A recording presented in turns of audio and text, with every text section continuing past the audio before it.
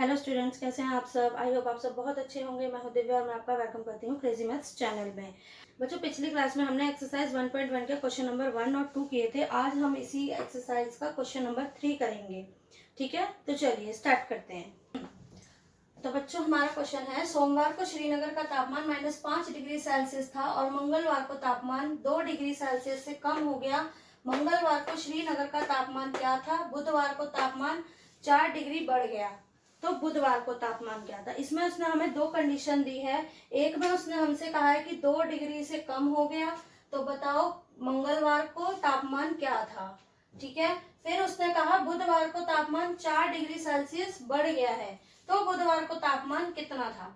सबसे पहले तो ये आप याद रखिए, जब उसने बोला है कम हुआ है तो हम उस नंबर को नेगेटिव में लेंगे, और जब वो कह रहा है कि बढ़ गया है तो हम उस नंबर को पॉजिटिव में लेंगे।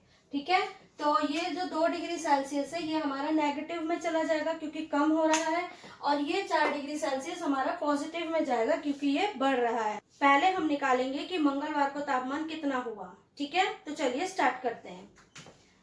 सोमवार को तापमान, तो सोमवार को श्रीनगर का तापमान था -5 डिग्री सेल्सियस। मंगलवार को तापमान कम हुआ -2 डिग्री सेल्सियस। तो मंगलवार को तापमान कितना आया? मंगलवार को श्रीनगर का तापमान,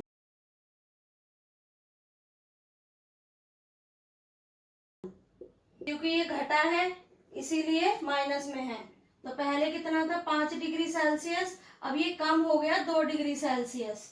ठीक है, तो अब हमें पता है माइनस माइनस क्या होता है? प्लस। तो 5 और 2 7 डिग्री सेल्सियस, वो भी माइनस का, क्योंकि बड़ा नंबर माइनस में है। तो हमारा आंसर आ गया -7 डिग्री सेल्सियस। यहाँ हमने इसे माइनस में इसलिए लिया है क्योंकि ये कम हुआ है। अब हम निकालेंगे बुधवार का तापमान। तो बुधवार को तापमान बढ़ा, तो अब हमारा बुधवार को तापमान बढ़ गया 4 डिग्री सेल्सियस। क्योंकि ये बढ़ा है इसलिए ये पॉजिटिव में रहेगा। अब हम देखेंगे कि बुधवार को तापमान कितना हुआ। तो बुधवार को तापमान बढ़ गया 4 डिग्री सेल्सियस। बुधवार को श्रीनगर का तापमान हुआ -5 डिग्री सेल्सियस जो था, और उसमें 4 डिग्री बढ़ गया। बढ़ा है इसलिए प्लस हुआ है। प्लस माइनस माइनस होता है, तो 5 में से 4 गए 1, 5 में से 4 गए 1। तो इसमें बड़ी संख्या 5 है, इसलिए ये जो साइन आया है वो नेगेटिव में आया है। क्वेश्चन 3 कंप्लीट हो गया है। अब हम इसका क्वेश्चन नंबर 4 करेंगे।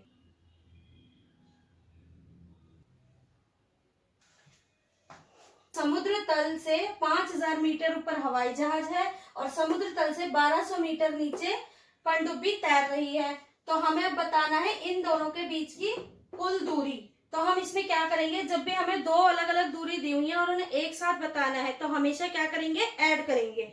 तो वही इसमें भी हम ऐड करेंगे। तो समुद्र तल से हवाई जहाज की दूरी 5000 मीटर, समुद्र तल से पनडुब्बी की दूरी 1200 मीटर। अब हम लिखेंगे हवाई जहाज और पनडुब्बी के बीच की दूरी इन दोनों का टोटल है।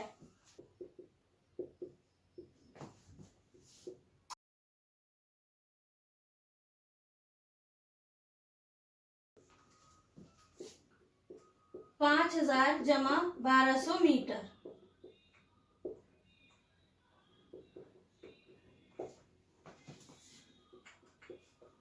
5 और 1 6 6200 मीटर। तो हमारा आंसर आ गया 6200 मीटर। ठीक है, तो ये हो गया हमारा क्वेश्चन। अब हम करेंगे क्वेश्चन नंबर 5। देखिए बच्चों, अब हम करेंगे क्वेश्चन नंबर 5।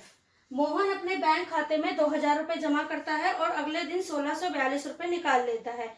यदि खाते में से निकाली गई राशि को ऋणात्मक मानते हैं तो जो जमा की गई राशि होगी उसे हम कैसे निरूपित करेंगे। साथ ही में उसने ये पूछा है कि उसके खाते में अब कितने पैसे रह गए, कितना बैलेंस रह गया है।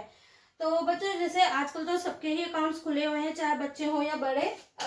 आजकल तो स्कूल्स में सबके ही अकाउंट्स खुलवाए जाते हैं, सभी स्टूडेंट्स के। तो आप लोग जानते हैं, जब भी हम पैसे निकालते हैं तो वो कम हो जाते हैं और जब भी हम डालते हैं तो वो जुड़ जाते हैं। तो ये तो बात आप सभी जानते होंगे कि जब भी हम पैसे निकालेंगे तो वो ऋणात्मक होगा और जब भी हम डालेंगे तो क्या होगा? धनात्मक होगा।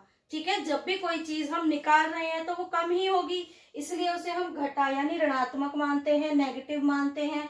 और जब कोई चीज हम जोड़ रहे हैं, उसमें डाल रहे हैं, उसे बढ़ा रहे हैं, तो उसे हम हमेशा बढ़ा हुआ मानते हैं कि वो चीज बढ़ रही है, यानी कि उसमें कुछ जुड़ रहा है।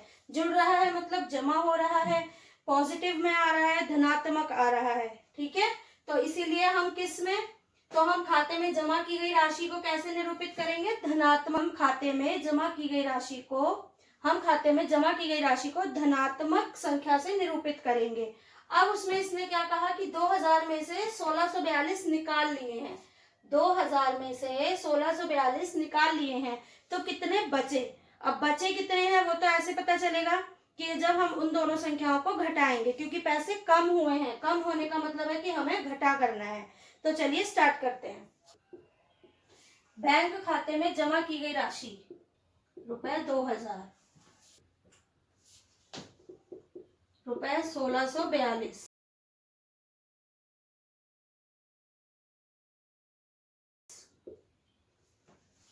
अब खाते में शेष रह गई राशि, बची हुई राशि, क्योंकि इसने पैसे निकाले हैं तो इसलिए यहाँ पर माइनस होगा।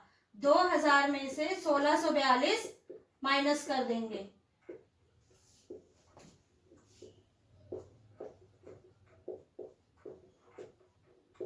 ये देखिए ये 0 है तो ये डायरेक्ट माइनस नहीं होगा, ये इससे कैरी ओवर देगा।